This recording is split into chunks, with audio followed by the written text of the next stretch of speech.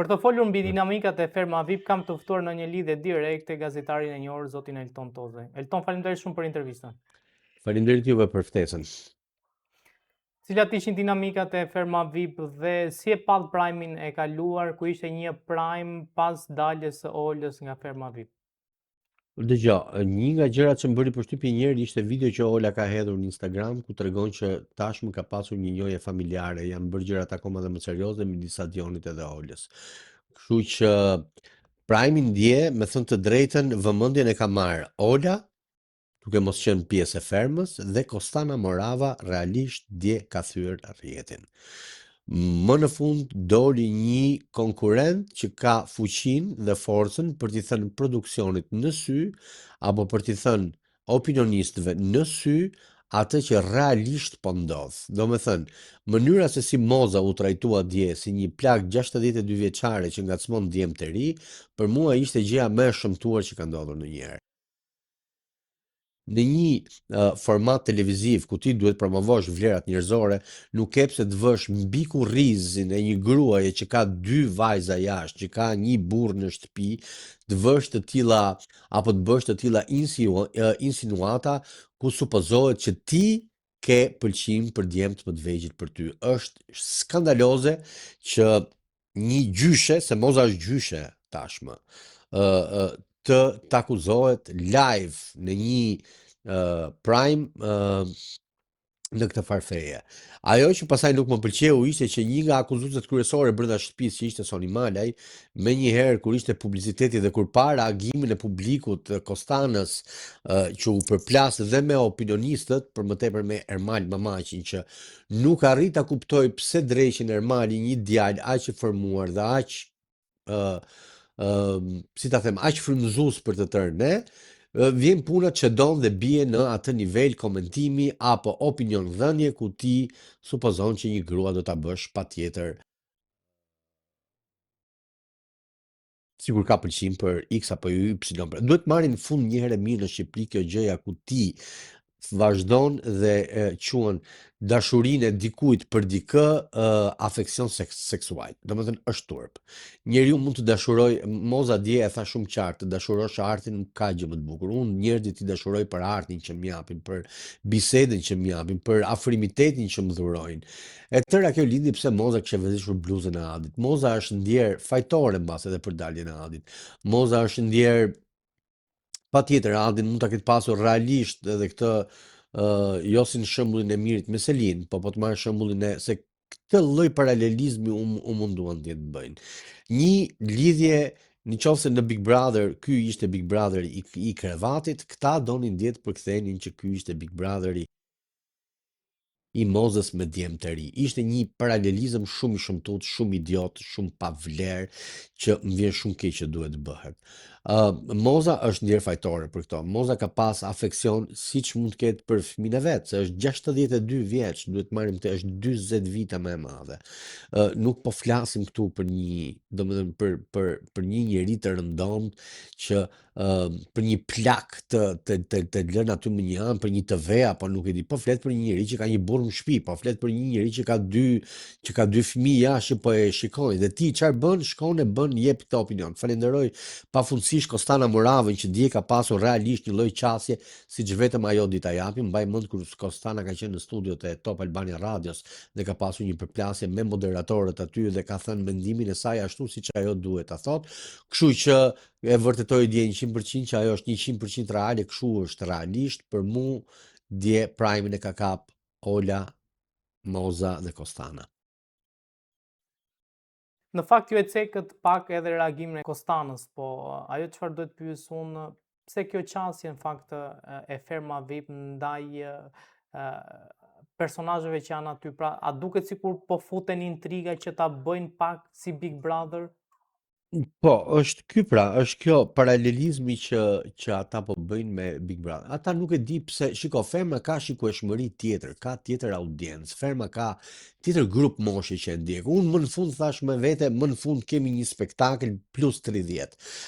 Ne kemi nevojë, ka audiencë që ka nevojë të shohë diçka ndryshe. Jemi lodh me shere Big Brother, jemi lodh me me të tilla tematika, jemi lodh me tëra këto gjëra. Kështu që më vjen shumë keq që të ferma duhet të çedojë dhe duhet të bjeri në nivelin e Big Brotherit. Për mendimin tim, është gabim i madh që është bërë kjo gjë. Më vjen shumë keq, shpresoj që të ketë një lloj reagimi apo të ketë një lloj rikthimi në identitet të fermës. Kujtoj filmin Rikthimi në Eden, mendoj që dhe ferma duhet rikthehet në fermë. Është realisht Kostana dje, po e thoja edhe pak më parë, tha pikërisht këtë gjë. Do me thënë, ne, se ishte kjo pjesë e kësaj, më bëri përshtypje edhe një gjë, një nga këto batutat e Arbanës që nuk i kuptoj se përse duhet i bëj ndonjëherë, pse duhet i heqësh mikrofonin dikujt, sepse ti po i thua po flet mbi zë, ndërkohë që kur një konkurrent e flet, ju hidheni 4 veta dhe i flisnin mbi zë, 3 opinionist dhe një moderatore që i flasin mbi zë asajt, ndërkohë i mbyll asajt mikrofonin që atë mos ketë mundësi të thot mendimin e saj, pastaj i thot mos mendo se publiku rri dhe ju shef juve 24 orë, ndërkohë që ti për çfarë i ke fut ato njerëz brenda? Për tu parë 24 orë dhe ne i shikojmë 24 orë. Do me thënë, dje ka pas ca luhatje, ca rëshkitje që unë si kam kuptu dhe nuk e kuptoj se pse duhet bëhen. Në fakt ka pasur dhe një përplasje mes Moza Ahmetit dhe Zhakut, ku kanë akuzuar njëra tjetrën lidhur me çfarë ka ndodhur jashtë ferma VIP. Si e pat këtë përplasje dhe Një ulje rëndom të nivelit të bisedës në çështje burrash që prap është e pa kuptim, pra është kjo gjëja që këta duan të nxjerrin Mozën si burr ngrënëse, nuk e kuptoj këtë gjën.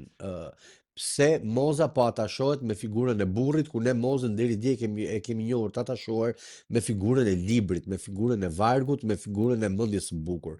Është një lojë e shëmtuar e produksionit. Unë mendoj që e tëra kjo bëhet për të që Moza të ketë shiko, publiku përfundimisht Mozën nuk e nxjerr. Publiku është i dashuruar me Mozën. E vetmja mënyrë që Moza të dali nga ferma është duke i bërë këto lloj skemash që ajo të çedoj vetë dhe të dali.